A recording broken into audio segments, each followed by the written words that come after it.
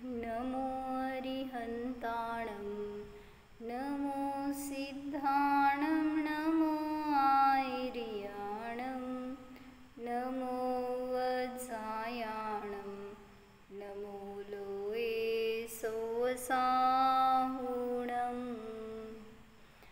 अजर अमर विकल विकारी अविनाशी अनंत गुणधाम नित्य निरंजन भवदुःखभंजन ज्ञान स्वभावी सिद्ध प्रणाम ज्ञान स्वभावी सिद्ध प्रणाम। जय बोलो अनंतानंत सिद्ध परमेष्ठी भगवान की जय।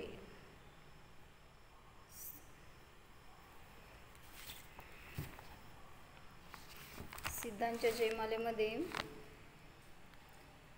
सिद्धांना अनेक विशेषणांच्या द्वारे पूजलेलं आहे, तर ती प्रत्येक विशेषण आपल्यावर पण लागू होतं। म्हणजे माझा आत्मासुद्धा त्या सर्व विशेषणांनी सहित असा स्वभाव सिद्ध आहे किंवा स्वतः सिद्ध आहे। हे सगळं दाखवत असताना ते विशेषण कुठले आहेत आणि आपण आपला अनुभव कसा करायला पाहिजे हे आपण बघत होतो। तर पहिलं काय घेतलं होतं छंद,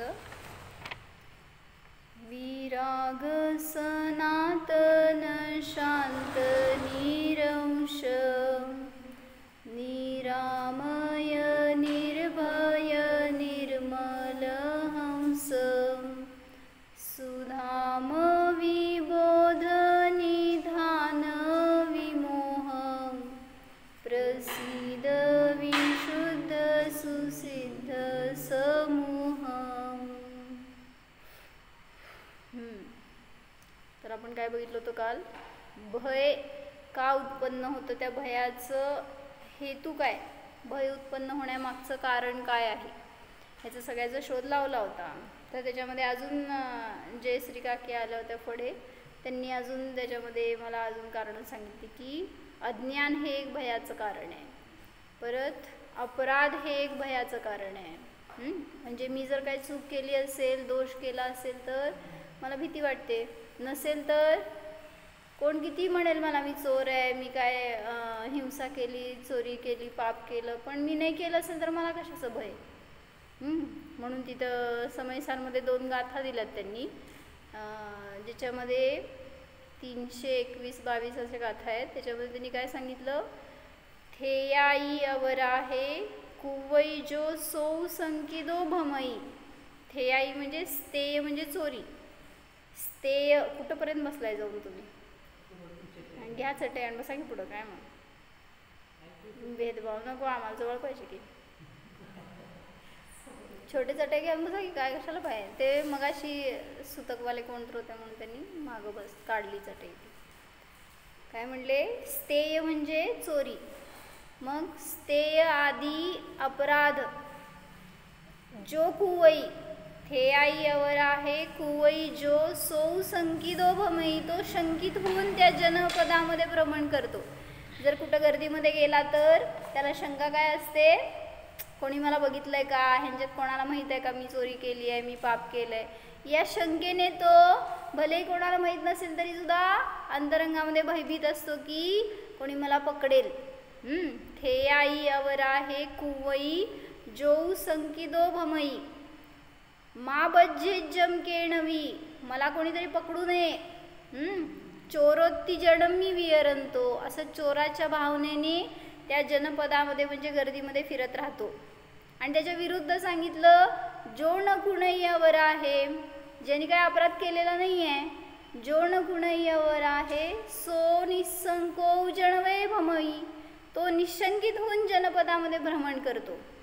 जर कोणी अतिरेकीला शोधत असतील, समजा तुमच्या गावात आले आणि शोधतायत, तुम्हाला किती भय की तुम्हाला पकडतील म्हणून, नाही वाटणार, कारण मी अपराधी नाही आहे, मी अतिरेकी नाही आहे, त्यामुळं मी निशंकित होऊन तिथं फिरू शकतो। पण ज्याने अपराध केलाय तो एकांतात बसला तरी सुद्धा मला इथं येऊन कोणी पकडेल का, गर्दीत गेला तरी सुद्धा इथं कोणाला माहिती आहे का, असा शंकित मनाने भ्रमण करतो. म्हणून जोण गुणय्यवर आहे सो निसंको जनवय भमई नवितस्स बज्जी तुमचे चिंता उपजई कयावी. त्याला मला कोणी पकडेल अशी चिंताच वाटत नाही, कारण त्याने अपराध केलेला नाही आहे. म्हणून सांगितलं भय कधी, जेव्हा अपराध होतो आपल्याकडून तेव्हा सुद्धा भय उत्पन्न होतं. तर अशी काल सगळी कारणं बघितली होती. मग त्या भयासारख्या सगळ्या दोषांना नष्ट करायचं तर साधन एकच आहे, शुद्ध आत्मानुभव, ज्याच्यामध्ये की सगळ्या भयाचा, दोषांचा, पापांचा नाश होतो. म्हणून असा अनुभव करूनच ते सिद्धपदाला प्राप्त झालेले आहेत. सुधाम म्हणजे जे काय सांगितलं होतं काल, सुधाम म्हणजे काय, उत्तम धाम. मग कुठलं धाम आहे उत्तम, तर सिद्धांनी काय केलंय, स्वक्षेत्रामध्ये निवास केलाय, तेच त्यांचं उत्तम धाम आहे असं सांगितलं. त्यामुळे ते स्वक्षेत्र हेच श्रेष्ठ घर आहे, उत्तम निवास आहे, उत्तम धाम आहे सिद्धांसाठी. तुमच्यासाठी काय काय हो, तुमच्या घराचं नाव काय, आत्मदर्शन, उत्तम धाम. काय हो तुमच्या घराचं नाव काय, संवेद. आता तरी पण तेच सांगायला लागलाय.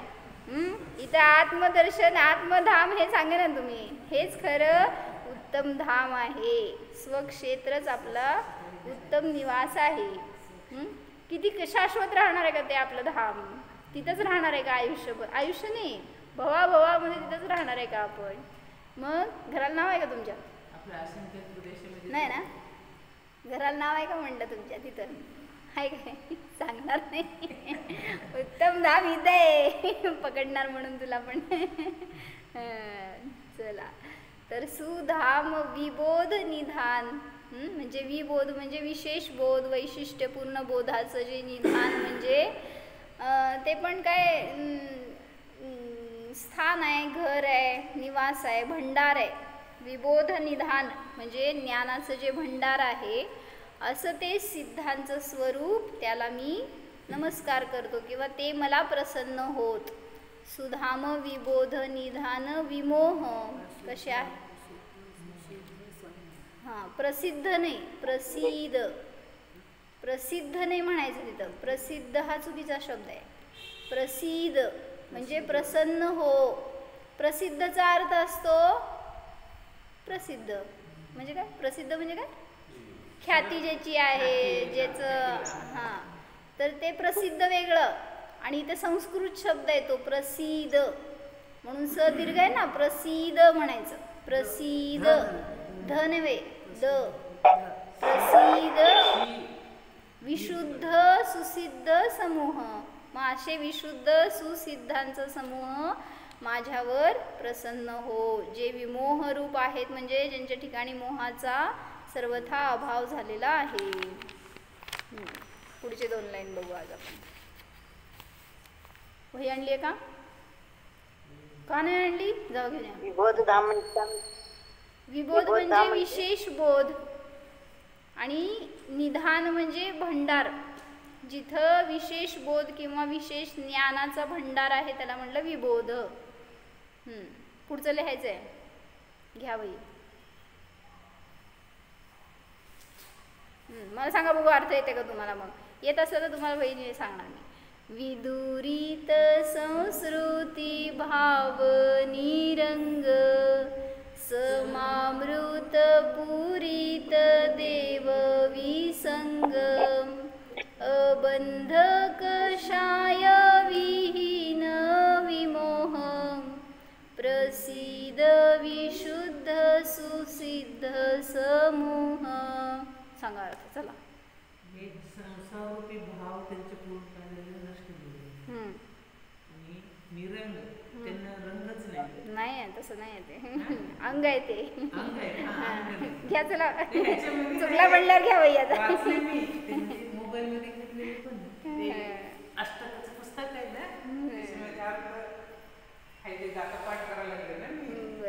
सांगितलं? विदुरित संस्कृती भाव निरंग. विदुरित म्हणजे ज्यांनी दूर केलेले आहेत. काय? संस्कृत भाव म्हणजे संसाराच्या योग्य भाव ज्यांनी दूर केलेले आहेत असे ते सिद्ध. विदुरित संस्कृती भाव. संस्कृत आहे का संस्कृती आहे? संस्कृती आहे ना. विदुरित संस्कृती भाव निरंग. म्हणजे संस्कृत म्हणजे संसार म्हणजे काय? संसार म्हणजे नाही संसारचा अर्थ सांगा हो. संसार म्हणजे काय? संस्कृत. संसारामध्ये संस्कृत म्हणजे सरकणे, चांगल्या रीतीने स्वभावापासून सरकणे. कसं? एकदम चांगल्या रीतीने. कसं? त्याला म्हटलं संसार. मग संस्कृत भाव म्हणजे संसाराच्या योग्य भाव. मग ज्यांनी असे संसाराच्या योग्य भाव दूर केलेले आहेत किंवा ते स्वतः त्याच्यापासून दूर झालेले आहेत किंवा ज्यांचे ते भाव दूर होऊन गेलेले आहेत, असे ते मुक्त अवस्था वाले सिद्ध भगवान. जहाँ सांसारिक परिणाम दूर हो जाते हैं उसे कहते हैं विदुरित संस्कृत भाव.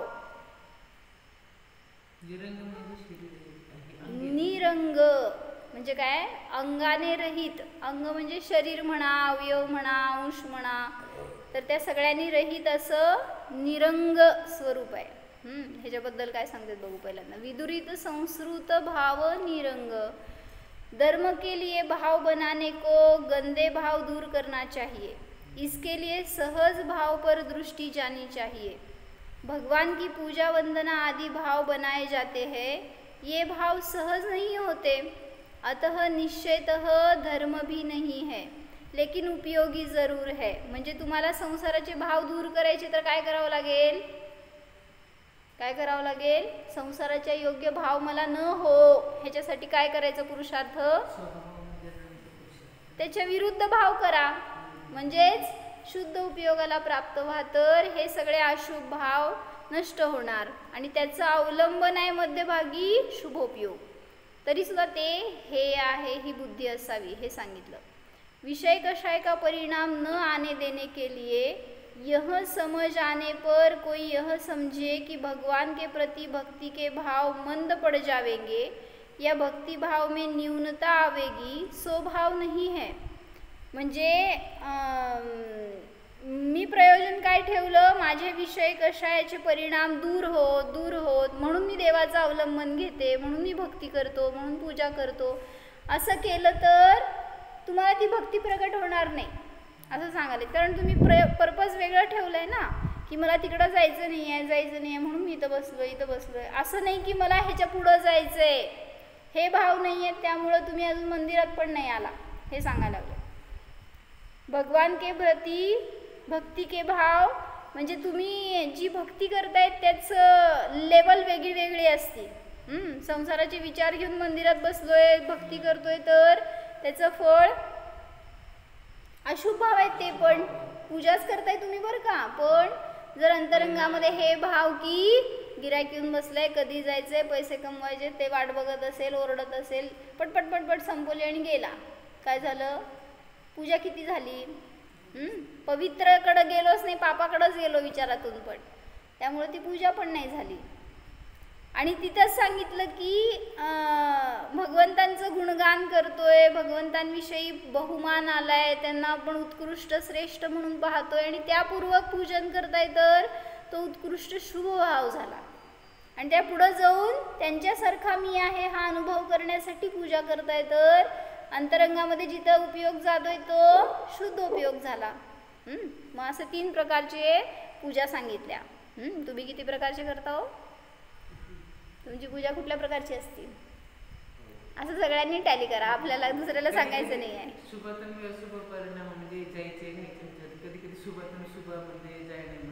कधी कधी नरकगती, कधी कधी देवगती, कधी कधी मनुष्यगती, तिर्यांची गती, सगळीकडे जायचं आहे.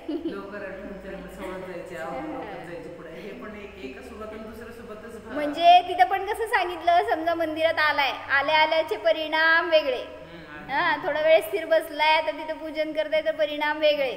आणि आता संपत आल्यावर कधी संपते, कधी पळतो, कधी जातो, पुढं जाऊन काय करायचं हे सगळे विचार. म्हणजे ते पूजा संपलेलीच असते ऑलरेडी. फक्त ते क्रिया चाललेली असते. पण तेवढंच घरावरून निघतानाच परिणाम मंदिरला जायचे, पुन्हा नंतर मग भरकटलेला असतात. तर इथं काय सांगता येत आहे का, भगवान के प्रति भक्ति के भाव मंद पड़ जाएंगे, भक्ति भाव में न्यूनता आ जाएगी, ऐसा नहीं है. जैसे जैसे सहज भाव प्रकट होगा त्यों त्यों यदि विकल्प हो, सिद्ध भगवान में आदर की विशेषता होगी. पूजा करने वाले यदि पूजा को वास्तव में तेज बढ़ावे तो पूजा नहीं रहती. म्हणजे त्यांना आता त्या पूजेच्या पुढं जाऊन सांगायचं आहे बरं का. म्हणजे जर तुम्ही पूजा करताय आणि त्याच्या पुढं जाऊन इतका आनंद झाला म्हणलं ना सकाळी, तीव्र भक्ती जर प्रगट झाली भगवंतांविषयी, तर ती पूजा पण नाही, ती सांगितलं त्यांनी अद्वैत भाव हो जाएगा. म्हणजे काय, एकमेक होऊन गेलो मी भगवंतांच्या विषयी, अशी ती तीव्र भक्ती, त्याच्यातूनच शुद्धोपयोगापर्यंत जाणार हा जीव. पूजा करने वाले यदि पूजा को वास्तव में तेज बढ़ाए तो पूजा नहीं रहती, अद्वैत भक्ति हो जाएगी. तथा साधारण लोग पूजा के यथार्थ मार्ग पर नहीं चलते तो पूजा की झंझट बनी रहती है. पूजा म्हणजे झंझट वाटतं मग. काय ते रोज रोज करायचं, कशाला करायचं, किती वेळ जातो. पूजा की यही विशेषता है कि पूज्य तत्व का, परमात्मा स्वरूप का ध्यान रहने पर आत्मा आत्मस्वरूप में स्थिरता प्राप्त कर लेता है. जेव्हा तुम्ही पूजन करताय त्यावेळेस कशाला म्हणायचं, भक्ती कशाला म्हणायचं. पूजा पण एक टाईपची भक्ती आहे. भक्ती म्हणजे काय, नाही ना काकी, भक्ती म्हणजे काय, शुद्ध भाव परिणाम. बर, माझ्यासाठी शुद्ध भाव, तुमच्यासाठी शुभ भाव, बाकीच्यासाठी अशुभ भाव. भक्ती म्हणजे काय, गुणांची स्तुती. बर, आणि तसे गुण माझ्यामध्ये आहेत म्हणून स्वतःकडे येणं. बर, असं वाटायला लय अवघड काहीतरी MPSC काय म्हणायचं त्यातलं प्रश्न विचारला, सगळे म्यूट बसले. भक्ती म्हणजे काय विचारले. मग म्हणजे श्वेतांबरांनी दिगंबराचं ते चंद्रगुप्त मौर्याचं ह्याच्या वेळी हे झाले का, आणि पहिले दिगंबर आहे का पहिले श्वेतांबर आहे का, हा प्रश्न. तर मला काय सांगायचं होतं, अष्टसहस्रीमध्ये त्यांनी व्याख्या दिली आहे की भक्ती म्हणजे काय, आराध्यत्वेन प्रेरकत्वम भावम भक्ती, असं काहीतरी त्यांनी, आता विभक्ती काय बघावं लागेल. म्हणजे आराध्य रूपाने प्रेरक असलेले ते भाव, त्याला म्हणायचं भक्ती. लिहा काय सांगितले, आराध्याच्या प्रती म्हणा जे प्रेरक असणारे भाव आहेत. मी त्यातलं भाव सांगते बरं का, आता ते शब्द तिथले वेगळे असले तर. आराध्य जे देव आहेत, जे भगवान आहेत तुमच्या समोर, आदर्श जे आहेत, त्यांच्या प्रती प्रेरक असणारे ते भाव, त्याला म्हणलं भक्ती. आपले किती भाव आहेत त्यांच्या प्रती, किती प्रेरक असतात किंवा किती समर्पित असतात, तशी तुमची भक्ती आहे म्हटलं जाणार.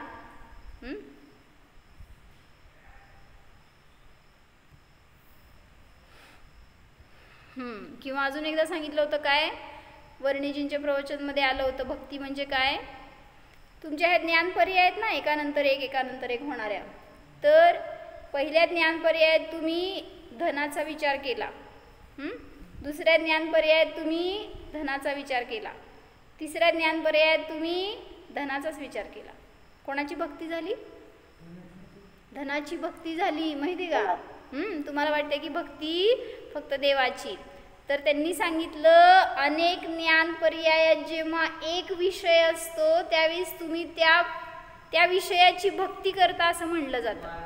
म्हणजे अनेक ज्ञान पर्याय एका विषयाला समर्पित करणं ही पण भक्ती आहे. काय म्हणले, लिहा, त्याला म्हणायचं भक्ती. म्हणजे तुम्ही अनेक पर्यायात अनेक,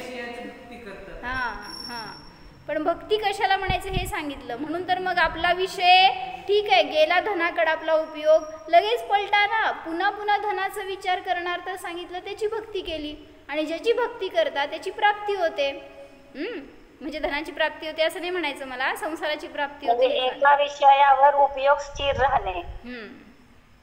मी डिस्क्रिप्टिव्ह सांगितलं, तुम्ही एका वाक्यात संपवून टाकला. म्हणजे असं म्हणायचंय की तुम्हाला निर्णय करायचे की कुठल्या विषयावर आपण केंद्रित व्हायला पाहिजे, कुठल्या विषयाला धरायला पाहिजे, कुठल्या विषयावर वारंवार चिंतन करायला पाहिजे, त्याची तुम्ही भक्ती करता. ठीक आहे, जाऊ दे, हे पण विषय सोडा. तुम्ही कशाची भक्ती करता माहिती आहे का?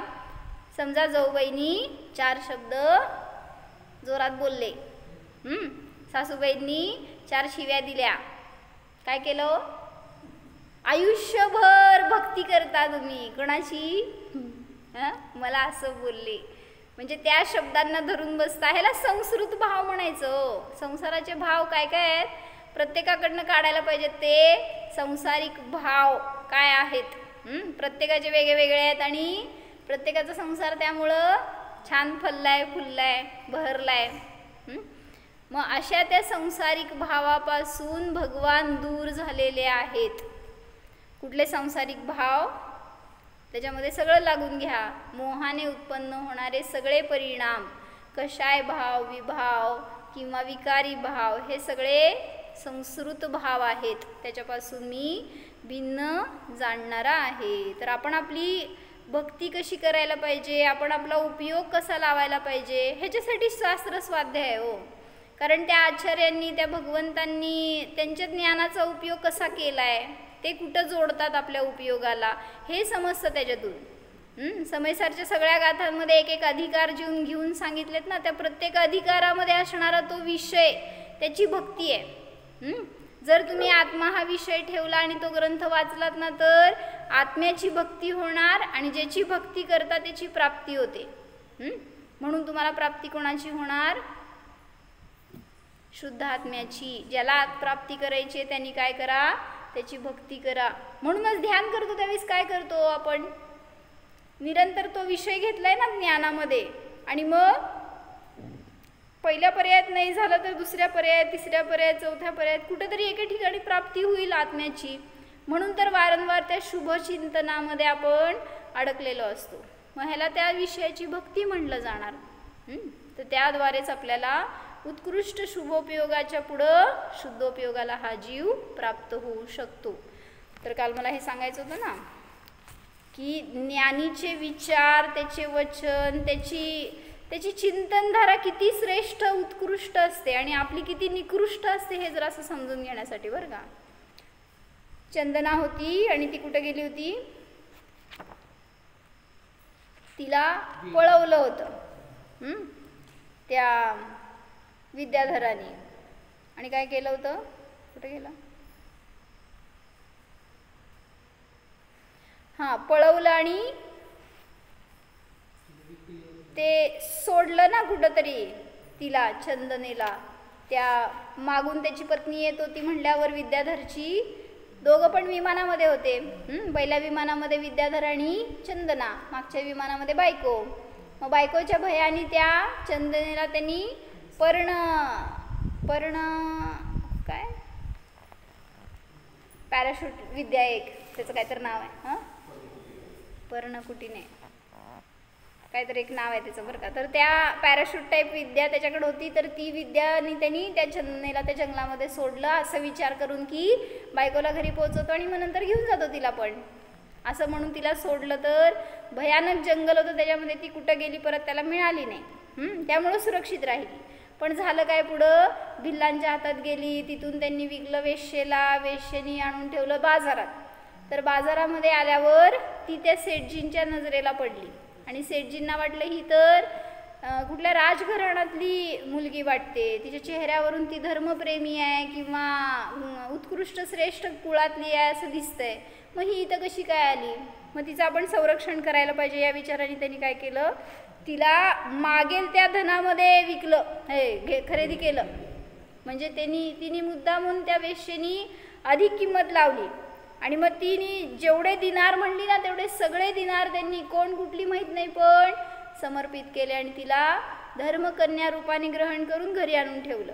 पण सेठानीची दृष्टी काय झाली, ही इतकी सुंदर असताना माझ्या पतीचा कदाचित विचार बदलेल आणि तो मला काय म्हणायचं घरातली कोलकरीण म्हणून वागवेल आणि ती राणी होऊन बसेल असा विचार करून तिने काय केलं, सेठजी गावाला गेले असताना तिला केस मुंडन केले आणि तळघरामध्ये दांबून ठेवलं, खायला कोदरूसारखं हीन अन्न दिलं.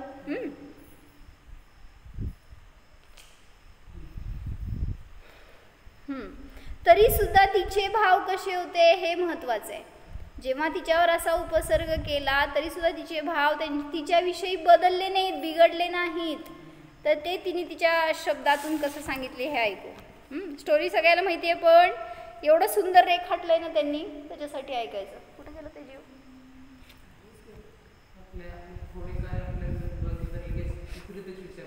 हां, म्हणून त्यांची इतकी सुंदर सांगितली आहे ना शैली तिची, चंदनेचीच फक्त. बरं, तिथं काय झालं मग की महावीर स्वामी नेमकं आहाराला निघाले होते, धारणा पटत नव्हती आणि नेमकं काय होती धारणा, कोणी राजकुमारी आहे आणि तिने केस मुंडन केलेले असताना, हातात बेड्या असताना, एका डोळ्यात अश्रू एका डोळ्यात हसू अशी पडगाहन विधी तिने धरली होती मुनींनी, महावीर स्वामींनी. आणि नेमकं ही त्याच रूपामध्ये आता काय म्हणायचं त्या सेठानीला, उलट त्या महावीर स्वामींचे विधी मिळण्यायोग्य तिचे भाव झाले म्हणावं लागेल. नाहीतर कुठून मिळाली असते अशी विधी. कोण मुंडन करून बसणार नाही आहे, हातात बेड्या घालणार नाही राजकुमारीच्या म्हटल्यावर तिचे उपकार म्हणायचं उलट सेठानीचे, असे तिचे भाव. बरं का, ऐका. दीर्घ अंतराल के बाद उनकी पारणा हुई, देवगण आकाश में जय जयकार करने लगे, रत्नवृष्टि होने लगी, देव दुंदुबी बज उठी, समस्त कौशाम्बी नगरी में हर्ष और आश्चर्य का वातावरण छा गया. अरे यह किसका उत्सव है? और जब जिनशासन देवी नगर जनों ने जाना कि आज महावीर मुनिराज का पारणा हो गया है, उसी के हर्ष उपलक्ष्य में देवगण यह महोत्सव कर रहे हैं, तब भक्तों के आनंद का पार नहीं रहा, वे हर्ष से रोमांचित हो गए. मला त्या अमोल यांचा नंबर पाहिजे, त्यांच्या बायकोशी बोलायचं. पूनम सगळ्यांना कळलं तुझी भावना. मुनिराज महावीर ने आज आहार ग्रहण किया है. नगरी में यह समाचार फैलते ही लोग हर्ष से दौड़ते हुए उधर आने लगे कि चलो उस भाग्यशाली आत्मा के दर्शन करने चले और अभिनंदन करें. स्वयं महारानी मृगावती के भी भक्तिपूर्वक हर्ष से आंसू बह निकले. म्हणजे कोण होती मृगावती? म्हणजे हां, नाही, महावीर स्वामींची गृहस्थ दशीची मावशी. त्यामुळे त्यांची पारणा झाली म्हणल्यावर ते मुनी होते, मावशी म्हणून तिने नाही बघितलं, पण त्यांची पारणा झाली हे कळल्यावर तिला खूप आनंद झाला की कोण आहे ती, कोण तो पुण्यात्मा आहे ज्यांच्याकडून मुनींची पारणा झाली, असं तिला पण एक आनंदाचा अश्रू व्हायला लागले हे सांगितलं. वह भी सकुटुंब इस भाग्यशाली आत्मा की सराहना करने निकली. वह विचारने लगी, कोण? मृगावती, तिचं राणीचं नाव होतं. आज मेरी कौशाम्बी नगरी की शोभा बढ़ाने वाला कौन है? इतने पवित्र हाथ किसके हैं? किसका हृदय इतना महान और पवित्र है? जिनके चरणों की धूलि के लिए इंद्र भी तरसता है. उन वीर प्रभु के चरण जिस आंगन में पड़े हैं, आज मैं अपनी आँखों को उन महान भाग्यवान के दर्शन से धन्य करूँगी. मुझे अब मात्र वह ज्ञान वैराग्य की मूर्ति देखना है जिन्होंने पावन भावना पूर्वक मेरे वीर प्रभु का पड़गाहन कर नवदा भक्ति से निर्विघ्न बिना अंतराय के आहार दान देकर इस कौशाम्बी नगरी को धन्य कर दिया. अरे सब चलो. ऐसे हर्षित भावना से रानी मृगावती सपरिवार चंदना के द्वार पर आ गई. दोघांना पण माहीत नाही आहे आपली बहीण आहे, त्यामुळं ती तर ते कोण आहे हे बघायला आली आहे आणि सेठानी आता घाबरून गार. सेठजी कुठे होते माहिती आहे तुम्हाला? सांगून गेले तुम्हाला? आले होते. हां, आले होते, तीर्थयात्रेवरून आले होते आणि तीर्थयात्रेला नव्हते गेले, आई पैसे कमायला गेले ते व्यापारासाठी. तर ते आले आणि तिच्याकडनं सगळं वृत्तांत समजलं. तिने सांगितलं नाही तोंडानी, पण समजलं सगळं.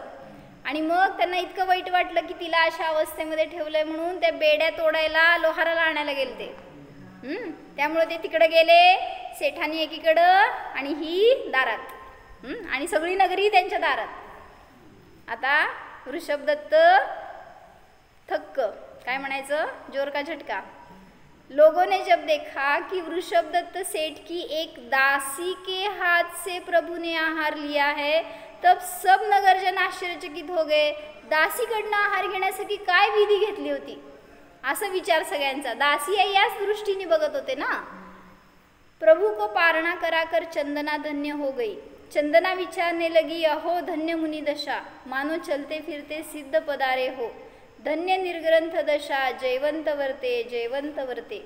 आहार ग्रहण करके वे वीर योगीराज तो मानो कुछ भी नहीं हुआ ऐसे सहज भाव से वन की ओर गमन कर गए. इतक्या दिवसांनी पारणा झाली होती म्हणून लय आनंद, बसलेत बाबा, आता दमलेत थकलेत आहार घेऊन, असलं काय नाही प्रकार. आहार घेतलं की ते आल्या पावलांनी निघून गेले. और वहाँ जाकर आत्मध्यान में लीन हो गए. जब तक प्रभु जाते हुए दिखाई दिए तब तक चंदना उन्हें आनंद से टकटकी लगाकर देखती रही. जेवढ्या दूरपर्यंत दिसतात तेवढ्यापर्यंत ती पाहत बसली. कसं दिली हो बेड्यांमध्ये आहार, तुम्हाला माहित नाही. बेड्या तुटल्या हो, लोहार लागला नाही तिथं. लोहार यायच्या आधीच तुटल्या. कोण आलं होतं, मोठा लोहार आला होता. विदाऊट हात आला होता, त्यांनी बेड्या तटकट केल्या. असं त्या परिणामांनी सगळं ते कार्य होत असते. आकाश में देव और पृथ्वी पर जनसमूह चंदना के प्रति नतमस्तक होकर धन्यवाद देकर उनकी प्रशंसा कर रहे थे, किंतु चंदना तो शांतिपूर्वक बैठी थी. उनकी गंभीरता अद्भुत थी. असं नाही की गर्व झाला तिला, माझ्यामुळं आहार झाला, माझ्यामुळं मुनींना किती मोठ्या उपसर्गातनं निघाला, असली भावनाच नाही. इतका तिला आनंद, इतका मस्त तिचे परिणाम, प्रसन्नतेचा अनुभव चालला होता आणि गंभीर होती. आसपास के स्वर चंदना के कानों में आ रहे थे कि अभी अभी हमने इन्हें बंधन में देखा था, इनके बंधन कहाँ गए. आत्ताच तर कशी दिसली होती ती, बेड्यांमध्ये हातात पायात बेड्या होत्या आणि कुठे गेले तिचे बंधन. आता तिचे भाव बघा, विचार. अरे मुझे बंधन में देखा था पर मैंने तो कभी अपने आप को बंधन में स्वीकार ही नहीं किया. मी कधी स्वतःला बघितलं नाही, तुम्ही कसं काय बघितलं. यह तो बाहर के बंधन की बात कर रहे हैं. मैंने तो सदा काल अंतर और बाहर से स्वयं को निर्बंध ही देखा है, स्वीकारा है, अनुभवा है. जगत में ऐसी कोई बेड़ी नहीं जो मुझे बांध सके. जो बंधन में था वह भी मैं नहीं, जो खुल गया वह भी मैं नहीं. मैं तो सदा निर्बंध रहने वाला ज्ञाता स्वभावी आत्मा ही हूँ. बंधन तब तक ही है जब तक बंधन की अनुभूती है. तुम्ही बंधनात आहे का निर्बंध आहे हो. ती बंधनात असताना सुद्धा निर्बंधतेचा अनुभव करत होती. तुम्ही काय करताय, तुम्ही निर्बंध असताना सुद्धा घरी जायचंय ना, आहे ना विचार. म्हणजे दोरी बांधूनच आलाय हो इथं येताना. शेंडी बांधलेली असते म्हणतात ना, तसं तुमची शेंडी कोणाच्या हातात, कर्माच्या हातात. तसं तिथं एक पुढचं प्लॅनिंग असते ना, घरी काम करायचं आहे, काहीतरी आणायचं आहे, न्यायचं आहे, दुकान उघडायचं आहे, म्हणजे बांधनातच आहे तुम्ही, निर्बंध नाही. निर्बंध की अनुभूति होते ही बंधन स्वयमेव टूट गए. सबका एक ही स्वर था कि किसने बांधा था, किसने खोला. बांधणारं कोण आहे, आपण लगेच विचारतो ना मनात राहिली समज, कोण होतं तिथं. कोणाच्या तर हातात न समजा काहीतरी दिलं गेलं, त्यात अंतराय आली. तुमचा प्रश्न काय असतो पहिला, कोण होतं ते. मग म्हणजे काय करायचंय हो, त्या व्यक्तीचा परत द्वेष होत राहणार किंवा त्याच्याविषयी गैरभाव करत राहणार. पण तिचे परिणाम काय, तिला विचारलं लोकांनी कोणी बांधलं होतं, तिचं उत्तर काय, किसने बांधा था और किसने खोला. उसने उत्तर दिया, अरे कर्मों ने बांधा था, कर्मों ने ही खोला है. अशी दृष्टी ठेवा ना तुमची. तुम्ही काय करताय, जाऊनी बोललं होतं, नणंदेने असं बोललं होतं. काय सासूबाई असं म्हणतात, सुनबाई असं म्हणती, तिच्याकडे जाती ना जी दृष्टी, तिथं विचार करा माझ्या कर्माचं हे सगळं फळ आहे. बहुतों को आश्चर्य हो रहा था कि आहार दान और किसी के हाथ से नहीं एक दासी के हाथ से हुआ है. असं कसं काय? महावीरांसारखे महावीर धनश्री काकी कोण? तद्भव मोक्षगामी तीर्थंकर प्रकृतीचा बंध असलेले ते महावीर प्रभू, त्यांचा आहार एका दासीच्या हाताने कसं काय? असं सगळ्यांना प्रश्न पडला होता. नागरिकों के मन में प्रश्न उठने लगे कि यह चंदना देवी है कौन, कहाँ की है, दिखने में तो पुण्यात्मा लगती है. इस प्रकार सब उनका परिचय प्राप्त करने को आतुर थे. इतने में राज्य की महारानी मृगावती बड़े ही भक्ति भाव से उन महान भाग्यशाली के दर्शन करने की भावना पूर्वक रथ से उतरी कि वीर प्रभु को आहार देने वाला पवित्र आत्मा कौन है.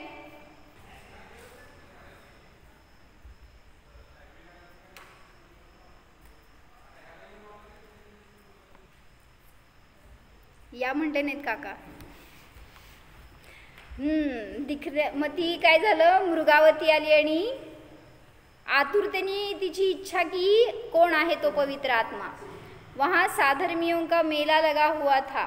महारानी मृगावती बड़े ही उल्लसित एवं आनंदित भाव से आगे बढ़ने लगी.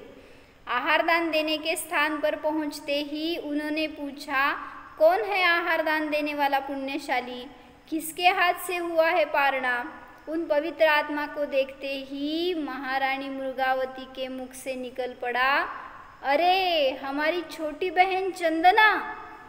महारानी मृगावती के नेत्र से हर्ष के आंसू ऐसे निकले की समा नहीं रहे थे. म्हणजे अशी अश्रुधारा व्हायला लागली की इतका आनंद झाला की ती हरवली होती ना एकतर, आणि मिळाली ह्याचा आनंद, आणि परत आहार झाला, पारणा झाली ह्याचा आनंद. असं वेगळ्या वेगळ्या रूपाने त्यांनी असं एक भाव प्रगट केला त्याच्यामध्ये. त्यांनी छान घेतलंय पुढं, बघू द्या. म्हणजे तिथे सांगायचंय कशासाठी की जरी तिच्याकडून पारणं झालं तरी सुद्धा तिला अहंकार नव्हता, किंवा जरी बेड्यात ठेवलं तरी तिला दुःख नव्हतं, कोणाविषयी कंप्लेंट नव्हती. अशी दृष्टी असती ज्ञानीची, अशी दृष्टी असती वितरागीची, निर्मोहीची. आणि तशी आपल्यामध्ये यावी ह्याच्यासाठी म्हणून हे प्रथमान योगाचं सुद्धा स्वाध्याय आवश्यक आहे. मग ह्याच्यातूनच आपल्याला आपलं स्वरूप कळणार, किंवा आपल्याला सुद्धा तशा प्रकाराने त्या मार्गावर चालून सिद्धदशा प्रगट करता येणार. म्हणून त्या सिद्ध आत्म्याला जाणार. हो, जाणं. अनादि अनंत अबंध स्वरूप शुद्ध आत्मा जाणा. हा मी आत्मा कर्मरहित आहे, विभावरहित आहे, देहरहित आहे, दुःखरहित आहे, संसार रहित आहे, कषाय रहित आहे. मीला अनुभवा, मी आहेच. सिद्ध स्वरूपोहम, शुद्ध स्वरूपोहम, जीवोहम. ओम